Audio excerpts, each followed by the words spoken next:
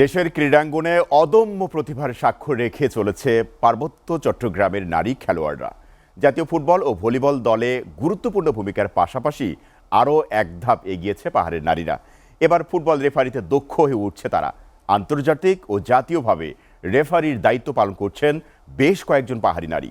পৃষ্ঠপোষকতা পেলে পাহাড়ের নারী খেলোয়াড়রা খেলাধুলার আরও নানা শাখায় এগিয়ে যাবে বলে প্রত্যাশা সংশ্লিষ্টদের।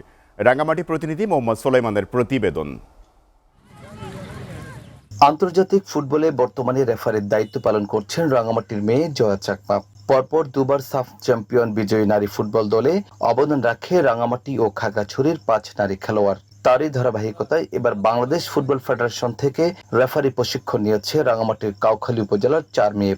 এর মধ্যে দুজন প্রথমবারের মতো জাতীয় গোল্ড কাপ ফুটবল টুর্নামেন্টে রাঙ্গামাটি জেলা পর্যায়ে ম্যাচ পরিচালনা করেন। প্রশিক্ষণ শেষে ম্যাচ পরিচালনার সুযোগ পেয়ে আনন্দিত দুই নারী রেফারি। নিজেদের দক্ষ করে তুলতে আরো সুযোগ চান তারা।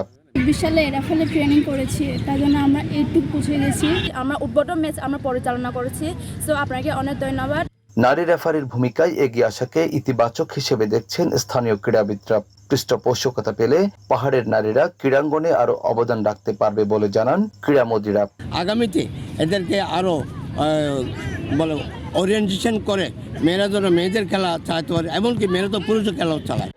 নারী রেফারি সহ পাহাড়ের নারী খেলোয়াড়দের মান উন্নয়নে প্রশিক্ষণ সহ আরো সুযোগ সুবিধা বাড়ানোর উদ্যোগ নেওয়া হবে বলে জানান অতিরিক্ত জেলা প্রশাসক। যেহেতু তারা বাফুফে থেকে পাশ করে এসছে, আমরা চাই তারা যদি নিয়মিত খেলা পরিচালনা না করেন তাহলে তাদের এই প্রশিক্ষণ, এই সার্টিফিকেট এগুলো তো কোনো মূল্য থাকবে না। তো আমরা চাচ্ছি যে বালিকাদের খেলাগুলো বা নারীদের খেলাগুলোতে নারী রেফারি এগিয়ে আসুক, অংশগ্রহণ করুক। পাহাড়ের নারী খেলোয়াড়দের দক্ষতা উন্নয়নে সরকারকে আরো উদ্যোগ নেবার দাবি সংশ্লিষ্টদের।